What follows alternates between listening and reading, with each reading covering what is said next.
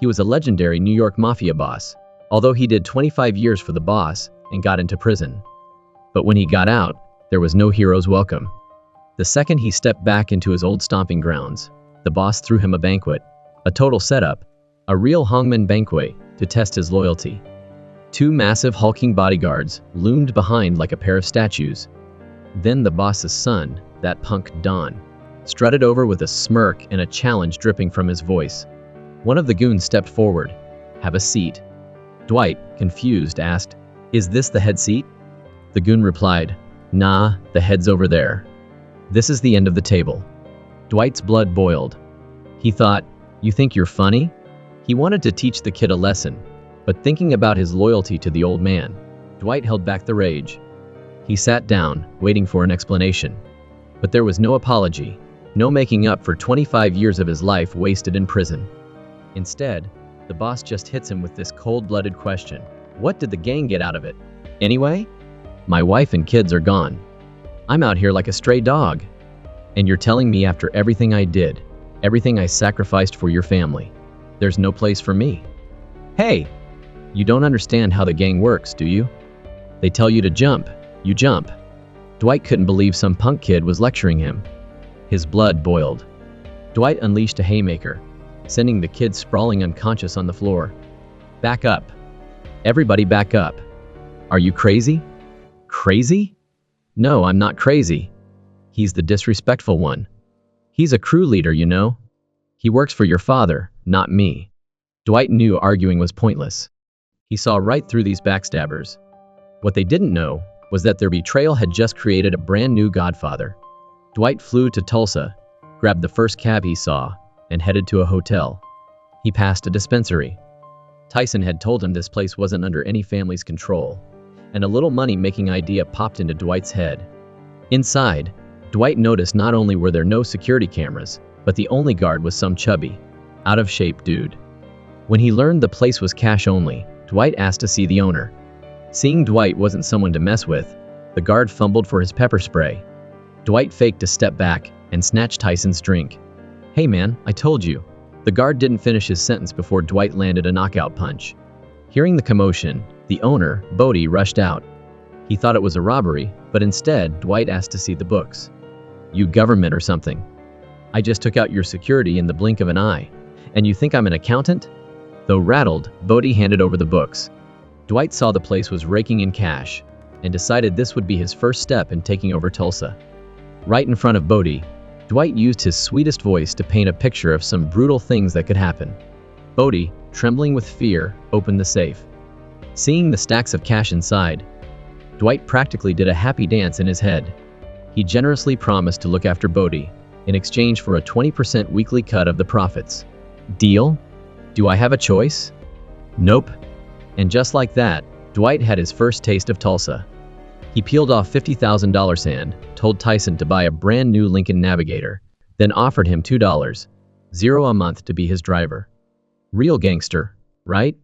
Don't keep saying gangster. The next day, no Navigator. Instead, a beat-up minivan.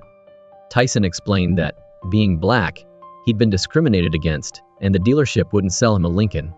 Dwight was furious when he heard that. He marched Tyson straight back to the dealership and demanded to see the manager. Seeing Dwight's sharp suit, the manager's attitude did a 180, all smiles and phony greetings. But Dwight didn't care about those flattering words. He slammed his fist on the desk. Don't you dare disrespect me? I'm not asking for a freebie. Cruising in his brand new Lincoln, Dwight heads back to the weed shop. Bodie's face drops the second he sees him. What's with the long face, man? Is that how you greet a customer? Now you're a guest again. Dwight, unfazed by Bodie's attitude, has Tyson hand him a surveillance system. A little housewarming gift, he says, for my protection services. But Dwight's not just there to drop off a present. He wants to show Bodie what he's capable of, so he offers to negotiate a better price for Bodie's weed supply. Bodie leads Dwight out to the massive grow operation. Looking out at the endless fields of green, Dwight starts to envision his criminal empire. Then he met Jimmy, the brains behind the whole operation. Dwight got straight to the point and laid out exactly what he wanted. Jimmy wasn't in any rush. He coolly sat back with his legs crossed and named his prize. Weed's $1,200 a unit, he said, and I only sell in batches of 10. Dwight stood up to leave. This price was not sincere at all. Seeing Dwight about to walk, Jimmy scrambled to keep him there, ready to haggle. But Dwight wasn't in a rush. He started breaking down the farm's problems, pointing out all the flaws in Jimmy's operation. Bodie, standing beside them, was listening with his jaw on the floor, while Jimmy was nodding along, impressed. Then Dwight switched gears, calling Jimmy out. You're trying to unload your leftover weed after a bumper crop, and expect me to be grateful? Jimmy was speechless. That's when Dwight calmly laid out his offer. I want 300 units. The first 10 at $1,100 each, the next 10 at $1,000, and the remaining 270 at $750. Let me see. Better hurry up. This offer expires when I finish this cookie. Jimmy thought it over, figured the price was fair enough, and shook Dwight's hand. The deal was done. They signed a sweet deal, and both were happy with the big score. Dwight, feeling good, stopped at a bar for a few celebratory drinks. His rugged, experienced vibe quickly caught the eye of a beautiful woman. After a bit of small talk, Dwight didn't waste any time taking the girl back to the hotel. After a passionate night, she was satisfied but also curious. She started asking about his background, only to discover Dwight was a 75-year-old man. The girl was stunned. You're kidding, right? I thought you were 55 tops. It's the look, isn't it? A little generation gap action? Dwight quipped. This isn't a gap, it's a freaking Grand Canyon, she exclaimed. She quickly gathered her things, ready to make a quick exit. Little did she know, her entanglement with Dwight was just beginning. The next morning at the Tulsa Police Department, young Officer Stacy was briefed on a newly released New York Mafia boss. Dwight Manfredi had arrived in Tulsa to set up shop. When Stacy saw Dwight's photo, her jaw dropped. Meanwhile, the Mafia boss was busy taking his driving test. The instructor told Dwight to pull over, which he did flawlessly. Suddenly, a hitman emptied a clip into the car and sped off. Dwight immediately hit the gas and gave chase. His freshly minted license was no match for the hitman's driving skills. The hitman easily lost Dwight at a red light, but just as he breathed a sigh of relief, Dwight appeared out of nowhere, smashing into the side of his car. The hitman floored it again. Dwight reversed and pursued relentlessly. The hitman, using his smaller car, weaved through traffic and escaped. But Dwight wasn't deterred. He'd memorized the hitman's license plate, and, using the blood from his instructor's head wound, scrawled it across his windshield. Now you've given me an infection. Just then, police sirens wailed. Dwight warned the driving instructor, don't you dare say anything you shouldn't. He was taken down to the station for questioning. Dwight pinned the whole thing on the instructor, claiming he must have made enemies with so many failed students who were now out for revenge. The two cops knew Dwight was spinning a yarn, but to their surprise, his bail was posted by none other than Stacy Beale, the woman he'd spent the night with. To thank her, Dwight treated Stacy to a lavish dinner, followed by another intimate encounter back at the hotel. This can't happen again, she said, smiling. Right, Dwight chuckled to himself, thinking, she fell for me hard. Easy peasy. Despite the distractions, Dwight hadn't forgotten his main objective. He called Don back in New York, asking point blank if he'd ordered the hit. Don vehemently denied any involvement. He swore on his dad's life he was innocent. Dwight tentatively accepted his explanation, and then visited the driving instructor in the hospital. Without much fanfare, he slipped the man $10,000, asking him to use his connections at the DMV to trace the license plate. Money talks, and soon Dwight had the hitman's address. But when he saw the man's face, Dwight hesitated. They had history. He wanted to understand the motive behind the attack. Close the trunk, Dwight ordered. Oh my God, I knew it was you. Get on your knees, Dwight demanded. Did Don send you to kill me? The hitman played dumb. Don who? What Don? Seeing his stubbornness, Dwight landed a punch. Who sent you? You came to kill me. You think I'm just gonna sit there and die? I have a family. When I saw you at the mall, I knew Don sent you to kill me. It turns out that the hitman had left the mob over 20 years ago. He'd bumped into Dwight at the mall, and, thinking Don had sent Dwight to kill him, made the first move in self-defense. But Dwight wasn't buying it. As he pressed the hitman, a shocking truth emerged. While Dwight was in prison, the boss had ordered a hit on him. Dwight had narrowly escaped death. The hitman had witnessed the setup and fled to this backwater town to hide. Dwight was stunned. The sworn brother he'd been loyal to all his life had wanted him dead. But he quickly regained his composure and revealed his plan: build his crew in Tulsa, then return to New York and take down the boss. For now, Dwight said, we've got unfinished business. You work for me now. Got it? Just like old times. Weekly tribute Saturdays. Start with $300. So Dwight's got a recruit, but besides manpower, he needs cash. He quickly spots a business opportunity. Kids are crazy about whippets, those balloons filled with laughing gas, and they sell for $10 a pop. A big music festival is coming up, packed with young people. Dwight gets an idea. He goes to the bar owner and convinces him to order a huge shipment of whipped cream, claiming it's for the bar. The whippets are filled with nitrous oxide, the same stuff used in whipped cream chargers. He figures if he can get his hands on 10 canisters and sell balloons non-stop for the 3-day festival, he can easily rake in $100,000. Talk about a score. That night, Tyson and Bodie were slinging balloons at the music festival. They sold out so quickly that they caught the attention of the Black McAdams, the most ruthless gang in the area. Who gave you punks permission to sell here? Bodie starts, the parking, but gets cut off. Nobody permitted you to sell balloons here.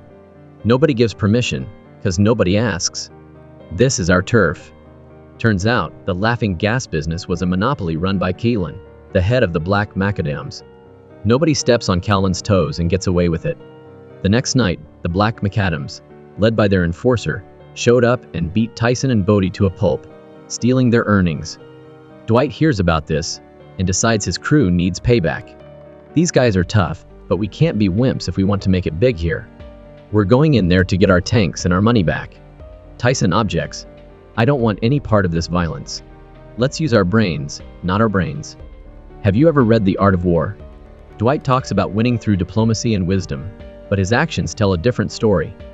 He has his crew grab baseball bats from the trunk of his car, and they storm the Black McAdams hangout, smashing everything in sight. Dwight leads the charge, but amid the chaos, someone attacks him from behind. Luckily, June is quick to react and takes the guy down with a swing of his bat.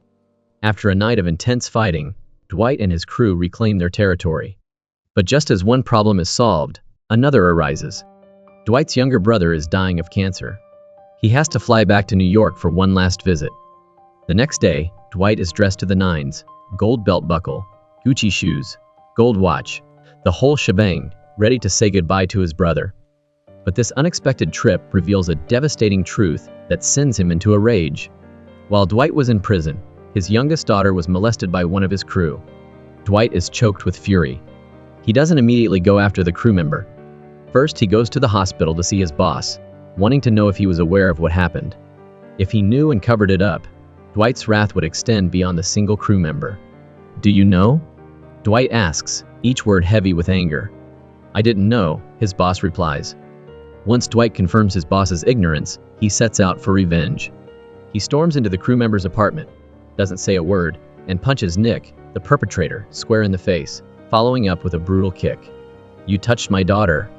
Dwight snarled, ripping Nick's tie off and tightening it around his neck. You touched my daughter. You touched my daughter. When Nick stopped breathing, Dwight stomped on his head. That's the price you pay for messing with a mob boss's family.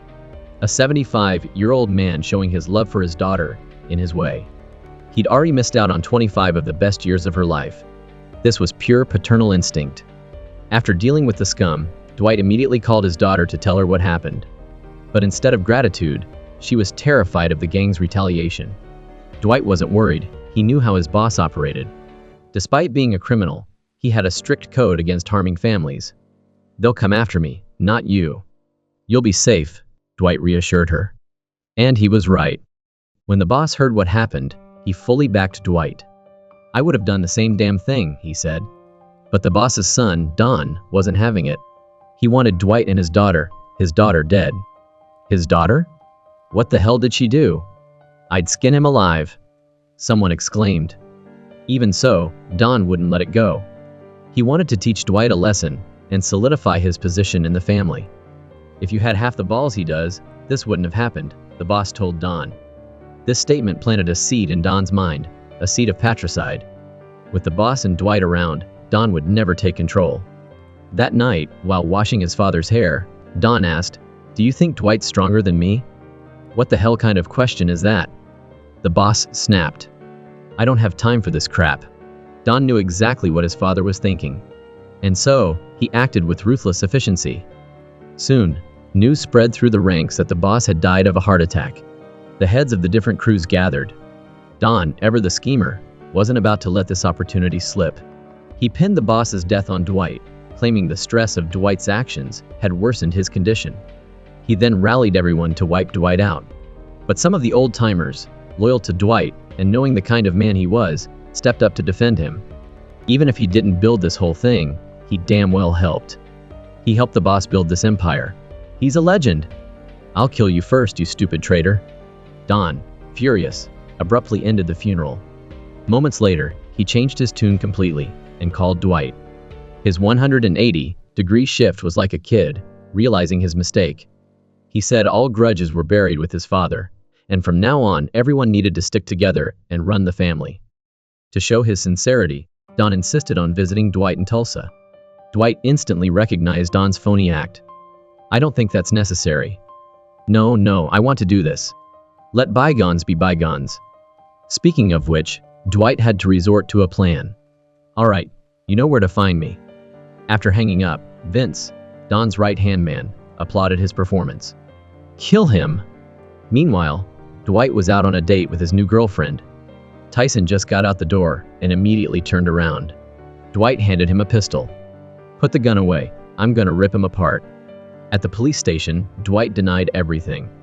Eventually, they ran out of time and had to let him go without any solid evidence. Through his crew's investigation, Dwight learned the local Crips were behind the hit. Ever since Dwight muscled in on Cowlin's laughing gas territory, Cowlin had been looking for payback. He swallowed his pride and arranged a sit-down with Dwight. "If you'd come to me like a gentleman, gotten on your knees, and asked me to share some profits, none of this would have happened, right?" But Dwight didn't even blink. He flat out refused. Dwight wasn't about to back down from what he wanted. Negotiations failed, leaving only one option: war. Cowlin threatened a dirty cop, forcing him to arrest Dwight no matter what. The cop wanted to refuse. Crossing Dwight was never a good idea. But Cowlin had dirt on him, so he had no choice. He pulled Dwight over, planning to plant evidence and bust him for assaulting an officer. The plan seemed perfect. Dwight calmly warned him, "I'm carrying a .357 Magnum, loaded with 158 grain hollow points. This thing blows a hole through you, the size of my fist. You make chump change. Why risk your life?" The cop, terrified, holstered his weapon and backed off, completely unaware that Dwight wasn't carrying a gun. "I left it back at the hotel," Dwight chuckled later. When Cowlin heard about the cop's failure, he decided to take matters into his own hands, sending 2 goons to assassinate Dwight. Luckily, Stacy was with him. Not only did she take down one of the hitmen on the spot, but she also took a bullet for Dwight. Dwight went straight to the hospital after he was released from the police station. Seeing Dwight arrive, Stacy's worried face lit up. The incident had exposed their relationship, an ATF agent cozy with a dangerous criminal. Stacy could lose her job, and she was only 2 years away from a full pension. Dwight reassured her, promising to take care of her. To prepare for war with the Black Macadams, Dwight started training his crew the next day. But his recruits looked anything but competent. Bodie flat out refused, saying the idea of shooting someone made him sick. Tyson was even worse, posing with the gun like a rapper in a music video. His hip-hop swagger was on full display. "Is there a problem?" Dwight asked. Yeah, there's a problem," Mitch replied. "Is there a problem?" Dwight repeated. "The problem is, you're gonna die badly." With his useless crew, Dwight worried about his upcoming battle. He told Mitch to find some serious muscle. Mitch mentioned a few guys looking for work and took Dwight to meet them. Dwight got straight to the point. "So, what do you think?" "We don't do small-time stuff," one of them replied. But before going to war with the Black Macadams, Dwight had another problem to deal with. Don arrived from New York, planning to take out Dwight and seize the Tulsa operation he built. But Dwight didn't waste any breath. He laid down the law. "Are you out of your freaking mind? Are you this stupid? Who the hell are you talking to like that? I'm talking to your family's legacy, punk. You're nothing but a two-bit troublemaker with no guts. You sent me here to die, didn't you? Exile, like telling Napoleon, we got you a nice little island called Elba. Oh, and you're gonna die there. But you know what? We're making money. You should be making money. But the thing is, we're done. So pack your crap, get on a plane, and get as far away from my turf as possible. Don was speechless, and Dwight didn't give him a chance to recover. Turning to Don's crew, he said, "You seriously want to keep working for this clown? Take a good look, he's a chump. I'm giving you 3 seconds to decide." Don was not only sent packing, but also lost a valuable soldier. "I should just shoot you all right here," Dwight muttered. "You should, but you won't. See those guys? My crew. See those two? They're my guys. They'll take you to the airport. We're never gonna see each other again." With Don dealt with, Dwight told Bodie to hack Kellen's accounts. Bodie wasn't just the owner of the pharmacy, he was a top-notch hacker. In seconds, $3 million of Kellen's money vanished. The next day, Stacy received a letter. Inside, along with Dwight's heartfelt words, was a bank account access code. Stacy checked online and found $1 million. Kellen went ballistic and immediately rallied his crew. Dwight and his team were ready. As the roar of motorcycles grew closer, Dwight ordered everyone to take cover and wait for them to walk into the trap. As soon as the first Black Macadam members walked through the door, Dwight and his crew erupted from behind the bar, blasting away and leaving them riddled with holes. Seeing this, Callan used his men as shields and tried to make a run for it. Dwight sprang from the side, tackling him to the ground and delivering a flurry of punches before Callan could react. Then, hauling him up by the collar and slamming him against the wall, Dwight snarled, "Still think I don't know my place? Don't even think about stepping up again." From that day on, Dwight was the undisputed king of Tulsa. He brought his daughter to live with him, making up for 25 lost years. But the peace didn't last. One night, Dwight was celebrating with his crew at the bar when someone told him Stacy was waiting outside. Dwight went to greet her, asking why she hadn't come in. Just then, a swarm of cops descended. The FBI had uncovered Stacy's connection to Dwight. Now she was facing disciplinary action and demotion.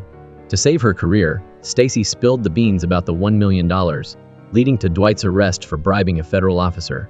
So Dwight, who had just tasted freedom, was back behind bars. The worst part wasn't Stacy's betrayal, but the guilt he felt toward his daughter. "Not this again," he choked out. "I'm sorry, Tina." He'd just earned her forgiveness. And now he'd repeated the mistakes of 25 years ago. This gangster boss barely sets foot in prison when some punk covered in tattoos gets in his face. "What are you looking at? Keep staring and I'll smack you." This kid's never been around the block. Today, the boss will teach him a lesson he won't forget. The kid's in for a world of hurt. A guard hears the commotion and comes to check things out. The boss plays it cool, telling the guard the kid just dozed off. The guard nods, totally buying it. This mob boss, Dwight Brady, is a heavy hitter in the New York Mafia. His boss sends him to Tulsa to expand their territory, but Dwight ends up getting busted by the feds for his involvement in a gang war. Keep an eye on that seemingly harmless guy who just got bullied by the tattooed dude. His name is Harlan, and he's a con artist who defrauded the government of $15 million in subsidies by setting up a ghost wind power plant project. Now, Harlan's doing time. When Harlan sees Dwight take down the tattooed guy, he's instantly charmed by the boss. Meanwhile, on the outside, Dwight's crew is plotting his escape. They decide to grease some palms and bail him out for a cool $300,000. The opposing lawyer is practically speechless. But the story doesn't end there. The investigator who put Dwight away, Stacy Beal, is also his ex. When she hears about the bail, she's so worried she begs her boss to be taken off the case. He tells her to calm down and promises full protection. What Stacy doesn't know is that Dwight doesn't even care about her betrayal. Back with his gang, Dwight focuses on making money and getting to know their recruit, Bigfoot. This guy looks like a bear, but surprisingly, he's super polite and a psychology expert. Dwight's taken aback by the contrast, but talent is talent, so that Dwight would use him. But Dwight's smooth sailing isn't what everyone wants. His old boss has kicked the bucket, and his useless son has taken over. To make things worse, Dwight walked off with the gang strategist. If Dwight keeps growing, he's a direct threat to the new boss, so the guy decides to stir up some trouble. Meanwhile, Dwight's oblivious to the two forces closing in. Dwight's chatting with his driver when he spots a mysterious car tailing them. Fresh out of jail, he's not looking for trouble, so he tells his driver to lose them. But these guys are clueless, just stubbornly clinging on. Dwight finally had enough. He told the driver to stop the car, ready to teach these stalkers a lesson. Surprise! Two FBI agents got out of the car. They warned Dwight not to think about revenge on Stacy, and drove away. So Dwight heads to his old friend Margaret's farm, hoping she can hook him up with some business opportunities. He learns she's got a friend throwing a party. This guy used to be in oil, but now that weed's legal, he's in the cannabis game. Margaret can make an introduction. After receiving a satisfactory answer, Dwight finally has time to think about Stacy. He doesn't want revenge, but she's got him all wrong, so he needs to clear the air. But his method is a little unusual. Dwight sneaks into Stacy's apartment and waits for her. This freaks her out. She's convinced he's there to kill her. Luckily, Dwight manages to explain himself before things get messy, and Stacy finally breathes a sigh of relief. And then, through some smooth talking, Stacy can't deny Dwight's undeniable charm. He not only clears up their misunderstanding, but rekindles their old flame. But the biggest win for Dwight was the successful grand opening of the Elders Cannabis Dispensary, a steady stream of cash flow. This reminded him of Harlan in prison, whose wind farm could power the hydroponic grow ops and potentially snag some extra government subsidies. However, before that, Dwight needed to take his crew to the party Margaret mentioned. Unfortunately, a clumsy encounter resulted in a fender bender. Fortunately, Dwight's smooth talk and some well-placed compensation put the incident to rest. Then came the main event of the night. Dwight hoped to uncover wholesale cannabis connections from the guy they met, to eliminate financial worries for years to come. Dwight, a seasoned pro, tried to make a deal with a weed supplier, but it went south. They parted ways on bad terms. That wasn't the only bad news that night. Back home, Dwight's advisor, Thresher, got a call from what he thought was an old friend. Turns out, it was Don, the son of the former mob boss. He just straight up murdered a gang member connected to Thresher. That's a declaration of war. But bad luck often does not come alone. After a falling out with Dwight, Thresher decides to take him down too. He doesn't get his own hands dirty though.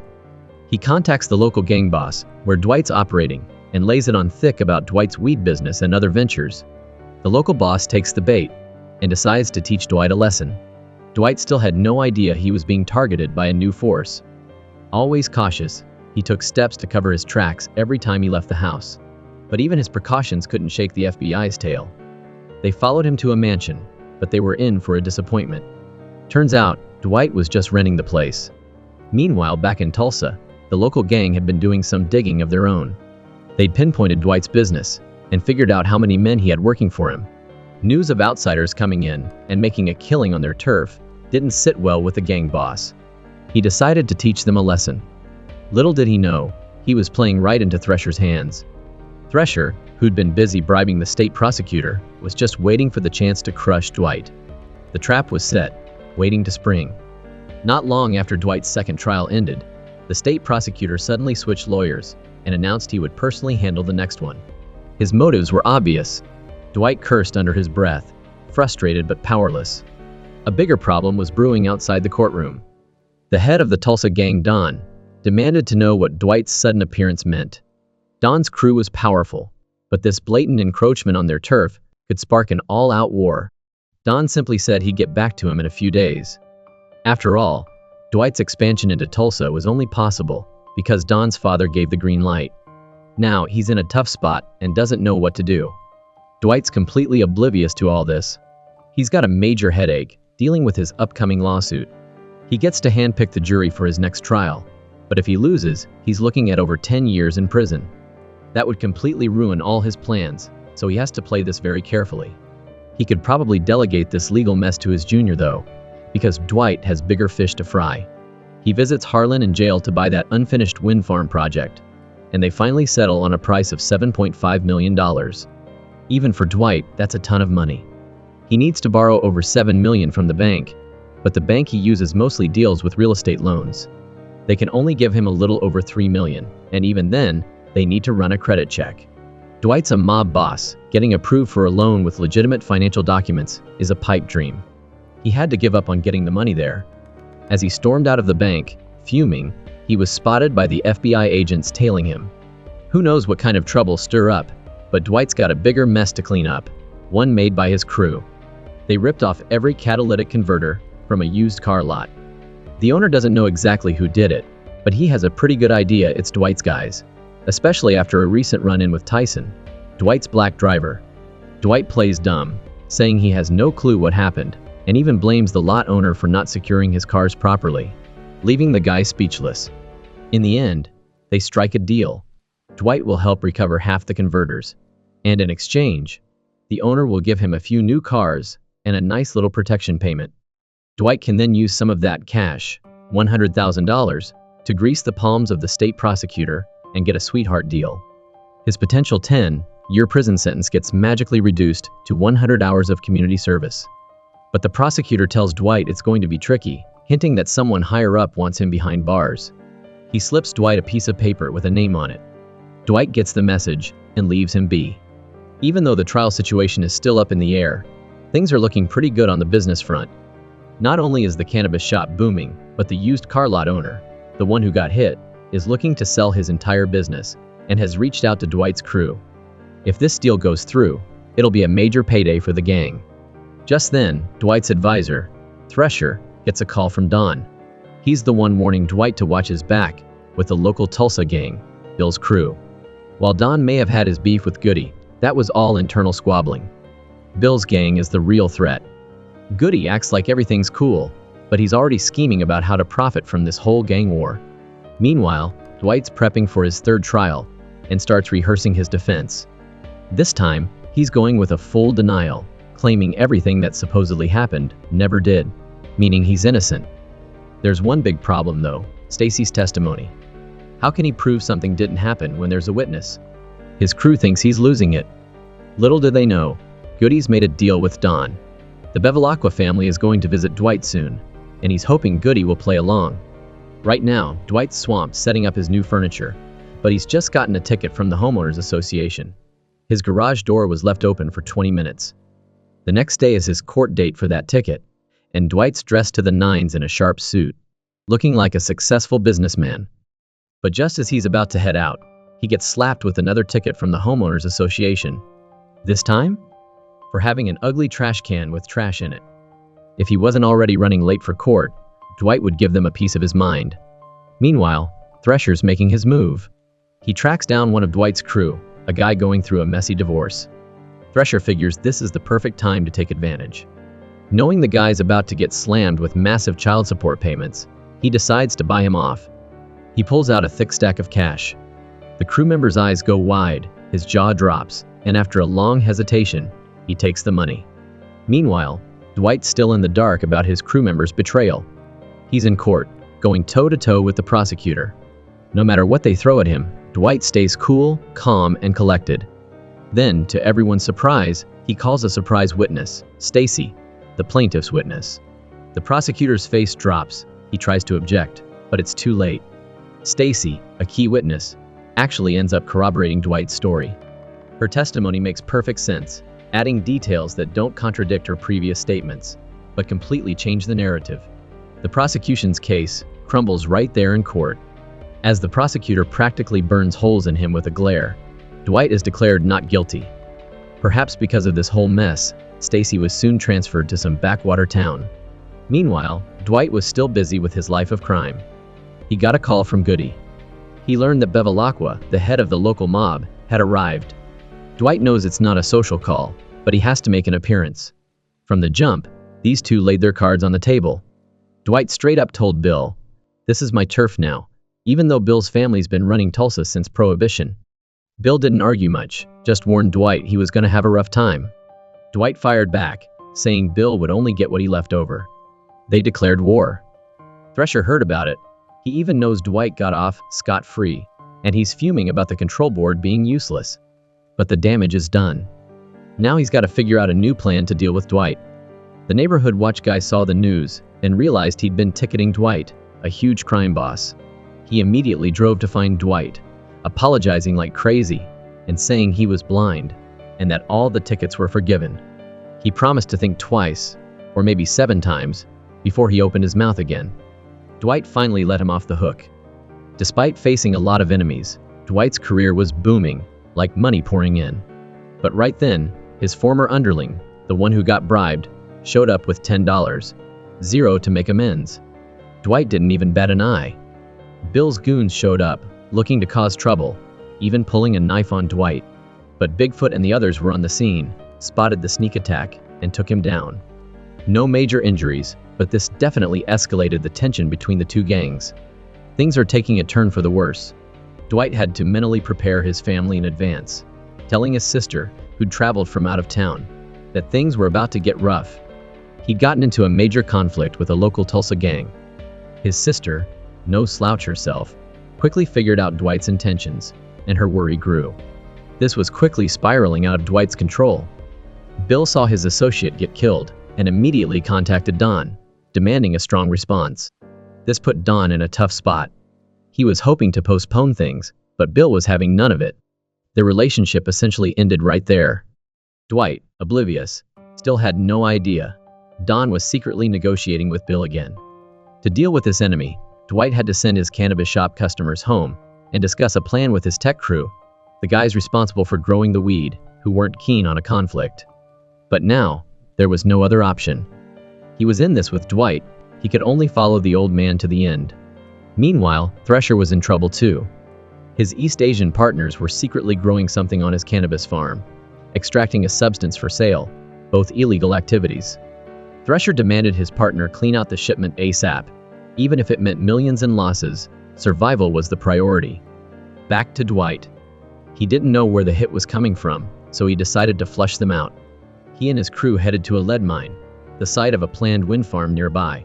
But little did Dwight know, Thresher had found his go-to guy, Armand. One payday leads to another. Thresher used cash to get Armand to spill the beans on Dwight's pot source. However, Armand's a little fuzzy on the details. All he knows is Dwight's building some wind farm near a lead mine somewhere. Thresher didn't get exactly what he wanted, but he wasn't leaving empty-handed either. He returned to base with satisfaction. Don was meeting with some of the older guys in the gang, figuring out how to handle Bill's situation. The others were pretty clear. Just like the old boss used to do, teach Bill a lesson and kick him out. No outsiders telling their guys what to do. But for the Don, this was a tough call. He wasn't as ruthless as his father, and that made the older guys frown. They pressed him, asking what his plan was. But he wouldn't answer, and the room went cold. Dwight, clueless about the whole mess, went to see Jimmy, the owner of the lead mine, about building a wind farm. But Jimmy put a huge price tag on it, 20% of the wind farm's total energy production, just for the land lease. Plus, 20% of the profits from Jimmy's hydroponic cannabis farm, as protection money. Dwight, naturally, said no. But Jimmy just said, if you don't do it, someone else will. Dwight just got word that some silver-haired guy is eyeing the same area, trying to take it too. Dwight's face hardened. He knew exactly what was going on. This was a fight for control of this area, and he was determined to win. They agreed to renegotiate. The tech analysis showed the price, while steep, still left a profit margin. So Dwight agreed to the terms, but on a payment plan, 10% the first year, rising by 2% each year after that. Jimmy, seeing it as a pretty good deal, agreed and even threw in a $2.5 million maintenance package. While higher than Dwight's initial budget, he swallowed the cost. But the memory of Thresher's actions haunted him, and he needed to act fast. He rushed Tyson to the used car lot to discuss buying a certain vehicle, and the negotiations went smoothly. Dwight bought a used car dealership, and even got the old boss, Donnie, as a bonus employee for a few months until they got things rolling. It's a fantastic perk for Dwight. But right in the middle of the deal, Bill calls Donnie. He wanted an answer, but Donnie was sound asleep. The old man, a seasoned gangster, answered the phone. Hearing it was Bill, he wasn't thrilled. He said Bill's attempted hit on Dwight had put the whole gang on edge. If Bill wants this sorted out, he needs to talk to everyone involved. A serious negotiation. And then, click. Bill was left speechless. But the masterminds behind all this were busy dealing with their mess. First, a shipment of opium had somehow snuck into their cannabis farm. Then, word came that some workers had been stealing the cannabis. This enraged him. He vowed to teach them a lesson they'd never forget. Before he could figure out a plan, the opium grower acted on his own. This will teach you all a lesson, he said. Thresher felt his authority challenged, his eyes hardening. Meanwhile, Dwight's newfound success had him focusing more on family. He had 2 grandkids now, school-aged, and Tina wanted to send them to the best private preschool in Tulsa. But after visiting the school, Dwight was worried. It wasn't about competition, no scores, no games, and they were promoting LGBT issues and even encouraging boys to play female roles. Dwight was very concerned, but Tina completely disagreed. She felt that this environment would help the kids develop into honest, well-rounded people. The two argued, but nothing changed, until Tina said she'd bring the kids to live with Dwight. Meanwhile, at the used car lot, Donnie was teaching Dwight's underling, Mitch, the ropes of the business, including how to spot potential customers. This was surprisingly relevant to Dwight's weed business, since Donnie also had a cannabis license. After Mitch listened, he immediately asked Dwight what slogan they should use for their ad campaign. But this bunch of roughnecks had zero artistic flair. The whole slogan thing went nowhere. The only techie was busy with Jimmy, working on a wind farm project. Stuck on a marketing slogan, Dwight decided to invite Margaret to dinner. He wanted to get the latest on Thresher. Margaret said Thresher was incredibly greedy, but remarkably incompetent. In recent years, he'd even had to team up with a new partner from Asia to stay afloat. And that partner seemed to be involved with the triads. Dwight was getting a headache. He just wanted to grow weed and make money, but he was now entangled in all this complicated stuff. Margaret wasn't about to get involved either. At this moment, Thresher showed up at the horse farm. From afar, he saw Dwight walking out. Thresher approached and provoked him, hinting at the wind power plant. Dwight said he wasn't afraid of competition, but this wasn't the right way to go about it. It would only hurt them both. Thresher wasn't intimidated. He laughed. Just as things were about to escalate, Margaret arrived, gun in hand. That stopped the potential fight right there. But as soon as Dwight left the horse farm, he got a call from New York. Don was trying to set up a peace meeting between Dwight and Bill. Ultimately, everyone's shady dealings would just hurt them all. Dwight wanted peace, but he wasn't going to agree right away. He said he needed to talk to his team first. It showed respect for his team's input. Thresher, on the other hand, was a hothead. Back at his base, he immediately ordered the opium farm crew to move. Ming, his partner, had no idea what was going on. He questioned Thresher, but Thresher brushed him off, saying it was urgent. Too much interference meant every man for himself. The supposed urgent mission was actually to sabotage Dwight's wind farm. Bodie, the tech guy in charge of the wind farm, was taken out. Jimmy immediately called Dwight. When they got there, the entire plant was destroyed. Dozens of generators were down. Seeing the damage, Dwight finally snapped. He and his crew went after the culprits. Though Thresher had more men, Dwight's crew was skilled fighters. Bigfoot, in particular, was practically a war god. 4 or 5 guys couldn't stand a chance against him. Naturally, the saboteurs were taken down. Dwight interrogated the ringleader, demanding to know who sent them. "Tell me who sent you, or I'll tear your face off." After some pressure, the guy confessed. Thresher. Dwight and his crew stormed out of the wind farm. Thresher, oblivious to the trouble ahead, was pushing Bill to quickly take care of Dwight. But Bill gave Thresher a sharp verbal dressing down, unaware that Bill had already agreed to a peace deal with Don. Dwight showed up for dinner with Margaret as planned, but little did he know, Thresher's staff had a surprise in store for him. They sent a waiter to deliver the wrong kind of wine, intentionally. Dwight wasn't about to let that slide. He demanded the finest bottle in the cellar, each one costing $6,000. Then, he gave it to everyone who was dining nearby. This action was enough to make Thresher have a memorable evening. Armand wasn't doing much better. He saw Bodie hurt and asked what happened. Turns out, Thresher sent someone to sabotage the wind farm, and Bodie took a beating. Armand instantly realized he'd been the one who leaked the info. But Thresher? He couldn't care less about Armand's feelings. Thresher was plotting to take down Ming. He'd even moved all the guards from the opium fields to the wind farm. Now they're all injured and can't protect the place. Ming was about to go after Thresher, but Thresher pulled a fast one. He offered to let Ming's bodyguards guard the opium fields. Ming, of course, refused. He hit back by saying Thresher's actions had injured the guards and hurt opium production. It ended up being a draw. Neither side won. Meanwhile, Don and a senior gang member arrived in Tulsa, plotting how to force Dwight to give in during their upcoming meeting. But their plans went sideways at airport security. Before Don could even see Dwight, He was busted by airport police. The evening negotiation was going to have a new leader. Dwight, unaware of the trouble brewing, was meeting with his crew to strategize how to act in the upcoming talks. Since Bill was just a local boss with no real accomplishments, Dwight figured there was no need to give him any special consideration. While Dwight was away, Bodie was running the cannabis shop. Bodie's sister had a brilliant idea. Although THC is federally controlled, CBD isn't. They could use it to make snacks and quickly ship them all over the state via courier services. Armand was on the fast track to a massive fortune, but disaster struck when he unexpectedly ran into Thresher. Thresher confronted Armand, accusing him of sabotaging the wind farm and demanding to sever ties.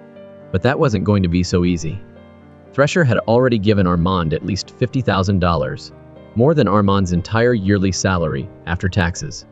Armand was hopelessly trapped, completely under Thresher's control. A fact sealed the moment he took the money.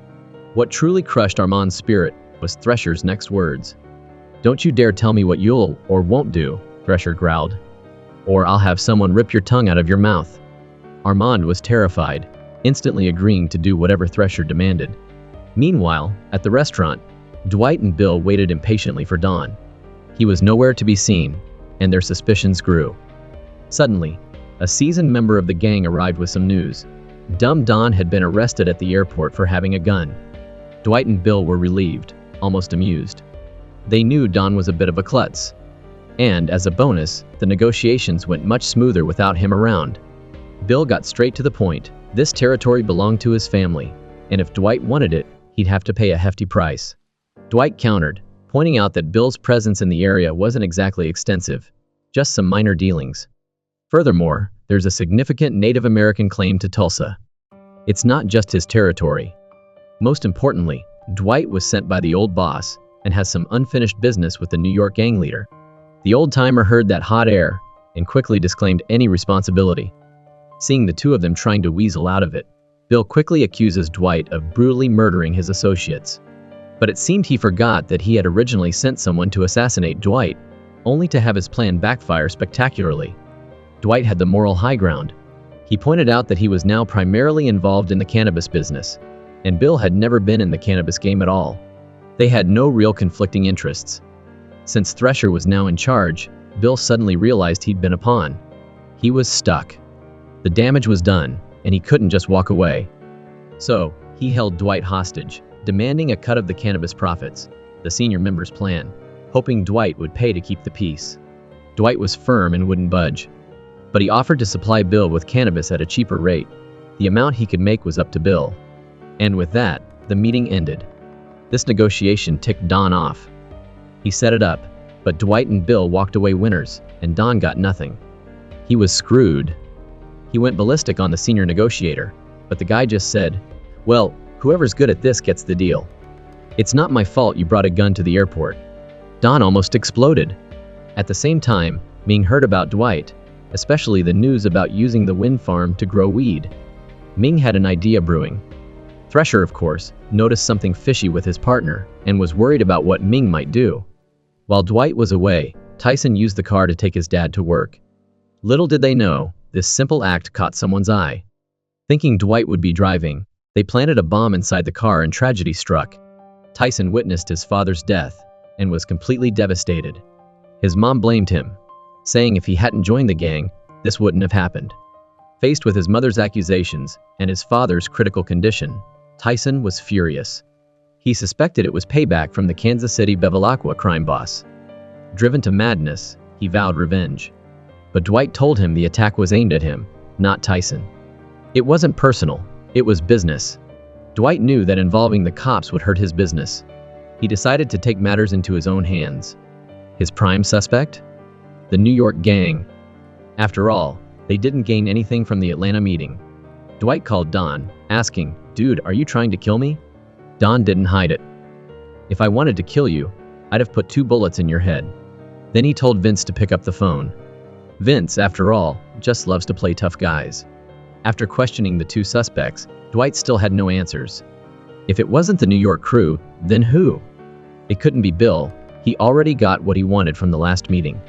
Dwight had a hunch, but wasn't completely sure. He wouldn't jump to conclusions and start a war just yet. Dwight went to the scene of the crime, wanting to check security cameras from nearby houses. He pretended to be an insurance adjuster, saying, "I'm investigating an accident. I ran into it. Do you have any cameras that might have captured anything from that day?" The man asked for his ID. "Sure," said Dwight. "I've got 5 driver's licenses." Dwight easily got the footage and took it to Bodie, the expert hacker, for analysis. The camera footage only revealed 2 useful pieces of information: a white Prius, and the first 2 letters of the license plate were AZ. For Dwight and his crew, it was like searching for a needle in a haystack. Dwight had a brilliant idea. He remembered someone who could help, his driving instructor, Paul. Paul practically jumped out of his skin when he saw Dwight. Every time they met, trouble seemed to follow. "Paul, great to see you," Dwight said, cutting right to the chase. "I'm in the middle of my driving test, and I need your help investigating a car." Paul immediately said that what Dwight wanted to do was against the rules, and it cost him $10. Zero. This was going to be Dwight's last chance. Looks like money can solve a lot of problems. Next, Dwight shows up at Thresher's place, with Ming nervously standing close by. The air between the 2 bosses instantly crackled with tension. Gang members on both sides pulled out their guns. Dwight said he could forget about the turbine sabotage earlier, but messing with his people was a different story. What about that explosion yesterday?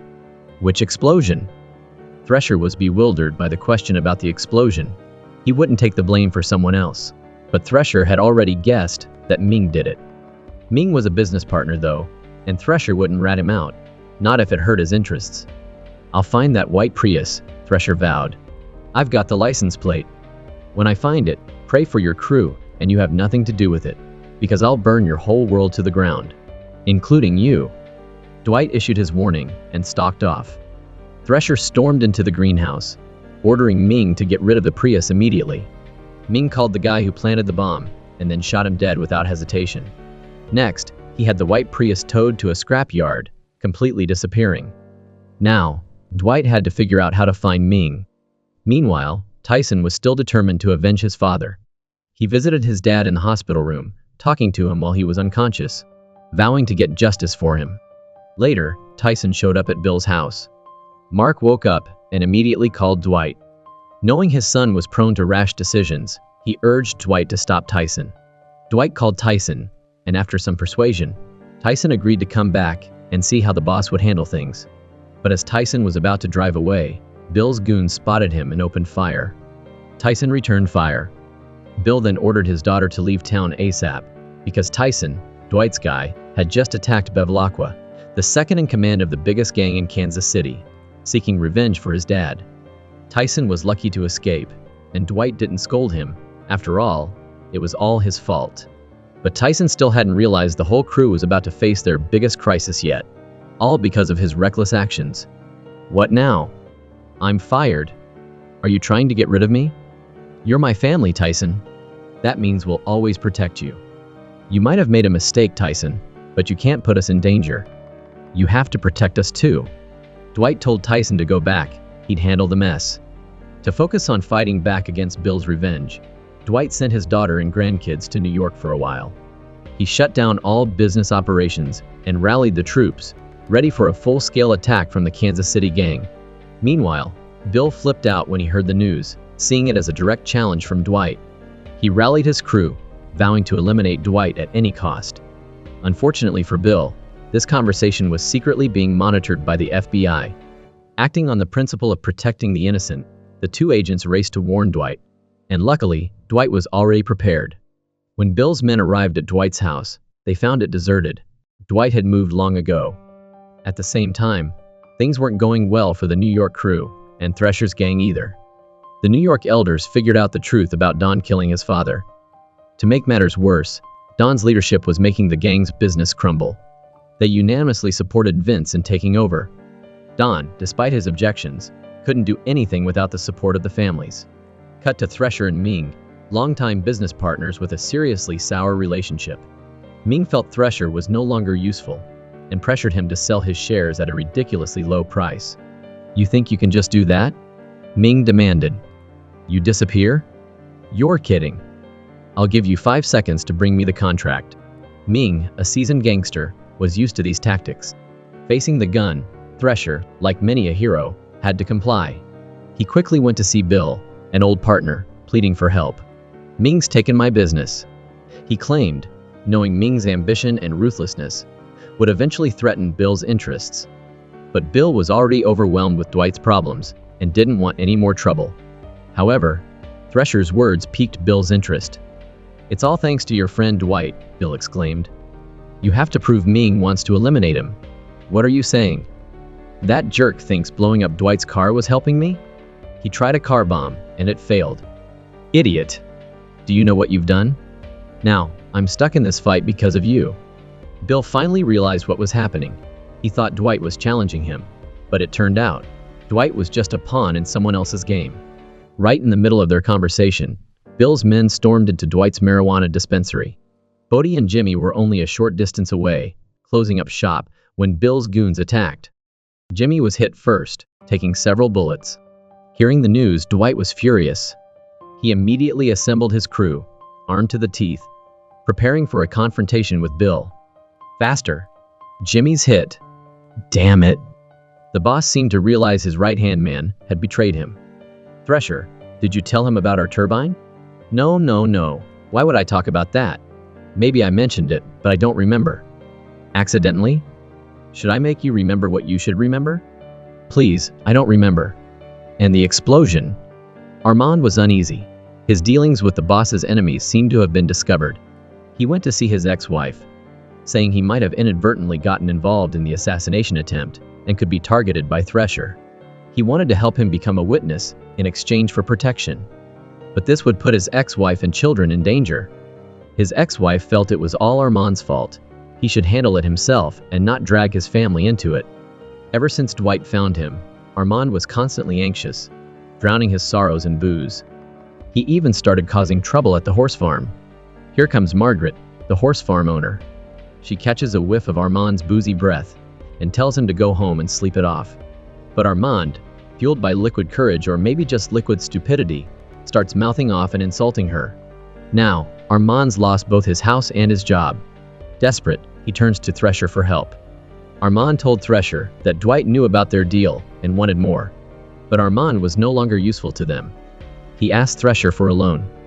To get rid of him, Thresher just gave him $100 and told him to leave. Armand, realizing he was completely out of options, called his son, but the call was blocked. His only choice was to text his son, leaving a message for his son, as if he was preparing for his death. Later, when Dwight and his crew were gone, Armand snuck into the vault. "Whoa. What are you doing here?" I asked, surprised. The door wasn't locked. "Want a drink?" "No, thanks. Just let me finish up what I'm doing. Meet me at the bar."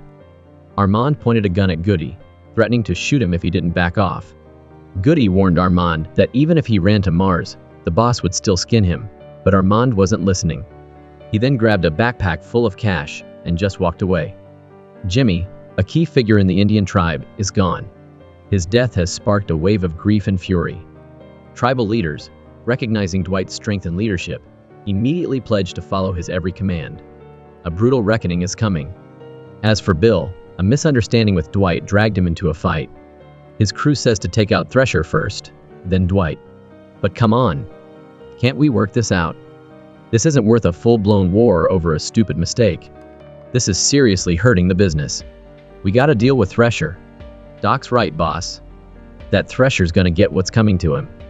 I warned that greedy guy, and now he's all alone. A dog without a master. He's got himself into a mess. Dwight still doesn't know about it, though. Thresher wanted to talk to Dwight with Bill, but Bill tried calling, and Dwight wouldn't pick up. Then Thresher thought of someone who might be able to connect them. Margaret. Thresher owns a stake in the horse farm, so if it goes down, he's in trouble. Margaret's involved too. What do you want me to do? Persuade Manfredi to sit down and talk to us, otherwise we are all finished. Margaret raced over to Dwight, spilling the whole story. She told him Ming, a ruthless triad member, was behind the car bombing. Ming's a dangerous guy, involved in flower smuggling, human trafficking, and murder. Nothing is off limits. Now, Margaret's farm isn't safe. She desperately needs Dwight to intervene with Bill and Thresher. She needs Dwight to talk to them. What can Dwight do? She wants revenge so brutally that Ming won't have the strength to retaliate. The next day, Dwight met Bill, as planned. From the start it was clear things were tense. Dwight learned Ming, Thresher's partner, was behind everything. Dwight now had a solid reason to take out Thresher. Ultimately, they agreed to set aside their beef and focus on taking down Ming together. Meanwhile, Armand, foolishly, brought the money he stole from Dwight to Ming. When Dwight discovered the theft, he ordered Armand hunted down. Now, Armand's only hope is the triad's Ming. An enemy's enemy is a friend, Armand thought. He knew Dwight's every move.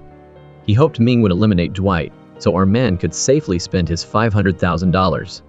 How could he get to Ming? When would he be most vulnerable? At Dwight's girlfriend's farm, where Dwight hangs out with her, would be perfect. Armand knows the place like the back of his hand. He could find them even in the dark. As night fell, Ming, led by Armand, crept onto the horse farm. Dwight and Margaret were fast asleep, oblivious to the danger. Just as they reached the bedroom, Armand had a sudden asthma attack. Ming, still unaware of the trap, watched in horror as Dwight's men took out Ming's entire crew. Ming was shot in the thigh and couldn't escape. Dwight then calmly emerged, revealing the whole thing was a setup, orchestrated by him and Armand.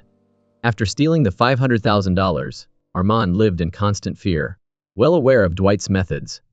After a hard struggle, Armand decided to turn himself in. He brought the $500,000 to Dwight, begging for his life. He was willing to face whatever consequences, even death. However, Dwight decided killing Armand wouldn't benefit anyone. Instead, he decided to let Armand live, giving him a chance to make amends.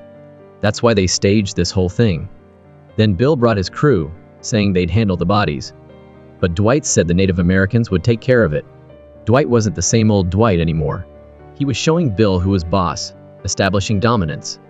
Meanwhile, Ming was gagged and tied up, with no chance to plead. This was the end for anyone who crossed the powerful underworld boss, Dwight.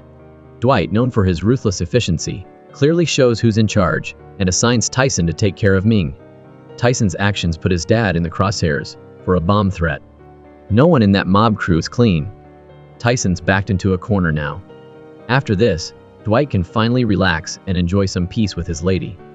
After Dwight successfully took down the Triple Alliance, his territory and power base were stronger than ever.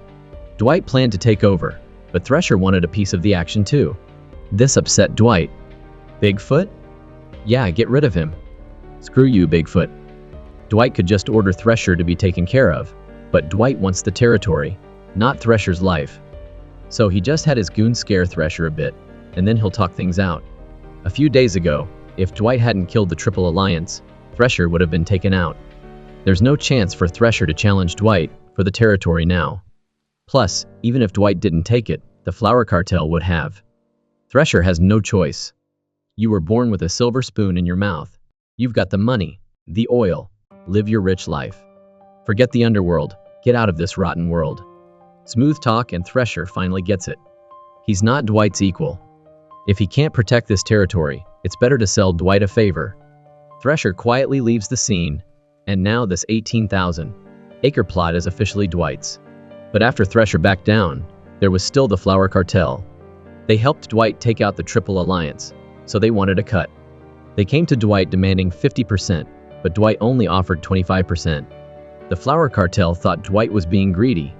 They'd helped him, but why was he getting most of the loot? They wanted to take Dwight out, but he had the New York gang backing him. If something happened to Dwight, the New York gang would show up, seize the territory, and leave the cartel with nothing. The Flower Cartel was furious and worried, but they couldn't do anything to Dwight. The New York gang's boss had changed. Vince replaced Don. Vince saw Dwight's abilities and wanted him to move to New York. So, Vince sent Don to Tulsa to convince Dwight to come back, and if Don failed, Vince would have no place for him in the gang either. Unfortunately, Don was completely unhelpful. He traveled to Tulsa, and instead of being apologetic, he acted like he was doing Dwight a favor. I'm here to apologize. When you mess up, man up and admit it. New York is where you belong. That's your nature. I mean Tulsa. Are you kidding me? Dwight couldn't believe Don was begging him to return. Don's tone was condescending. Dwight figured Don was probably desperate. He'd gotten away with all this because Dwight was too busy to deal with him. But now Don had come to him, and Dwight wasn't about to be merciful. Don failed to convince Dwight to return to New York. so he'd likely seek an alliance with the flour cartel. But what kind of people are the flour cartel? They'd want to jack that 25% up to 50%, not team up with the crazy Don and upset Dwight. You want to take him out? Rules are rules. He left me no choice. My last option is to kill Dwight and get what's mine back, or you help me, and we take it all back together. The flour cartel outwardly agreed, but secretly had different plans. The next day, they showed up with Don to confront Dwight, but before they could say much, the flour cartel took care of Don, right there. 50%? That's what you deserve. Don's career was over. Dwight felt a moment of pity, and then ordered his men to deal with the body. Without Don, Dwight's empire grew, even expanding to a car city. It looked like Dwight was on the verge of becoming Tulsa's undisputed king. But then, the unthinkable happened. Dwight was kidnapped in his sleep. When he woke up, he was in a strange new place. Who are you? Now you work for us. That's it for today's story. Thanks for watching. Let us know what you think in the comments below.